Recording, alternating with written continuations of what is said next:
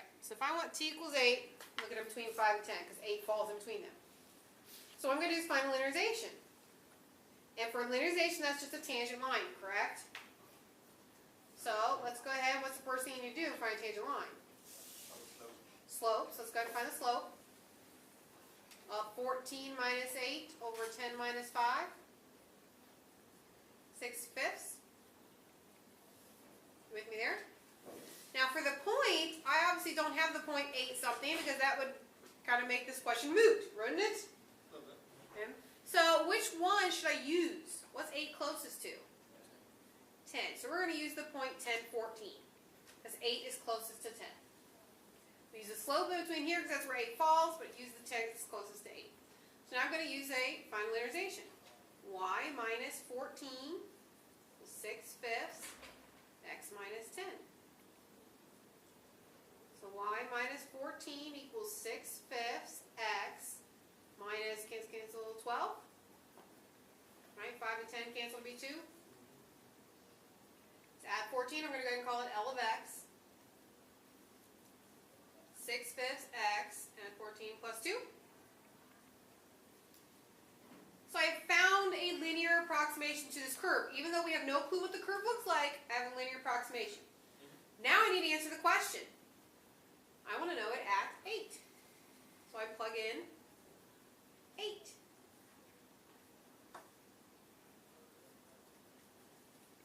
Let's go ahead and simplify that. That gives me 48/5 plus 2 times 5 over 5. So I really have 58/5.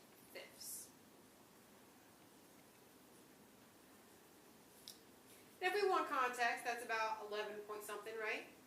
If I divide. So that sounds reasonable, right? But if I just asked for the derivative, I would have stopped here. Okay.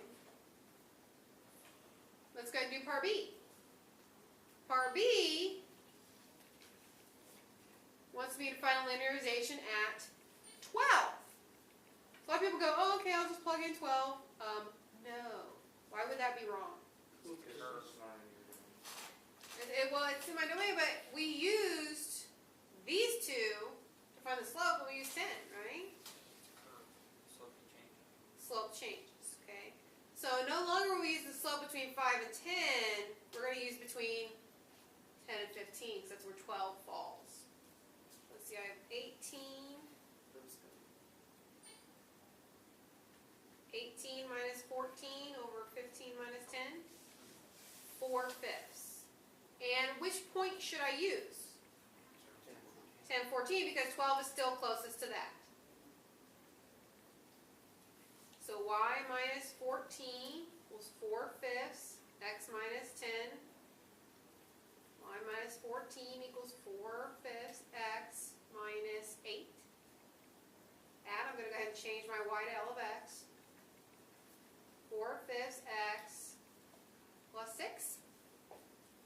And now, what do I want to do with that line?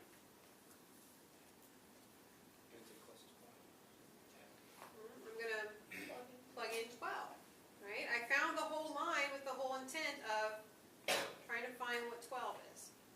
So I have 4/5, 12 over 1, plus 6. Let's see, I have 48/5 times 5 over 5, so it gives me 30, so 78/5.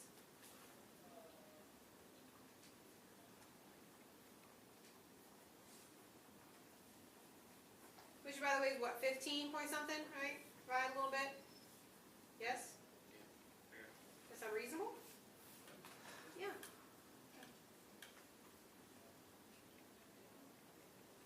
Now, what would the answer be if you picked the wrong one and you used the 15? Wrong. How much, like, is it like a huge difference? Or? It depends on the problem. It depends on the value. Sometimes it's not going to make a huge difference if it's a slow moving curve, but if you change concavity or something, big problem. Questions? I love this problem. I think it's actually a very easy problem. You're just finding a line and plugging in, right? But a lot of people don't recognize what we need to do.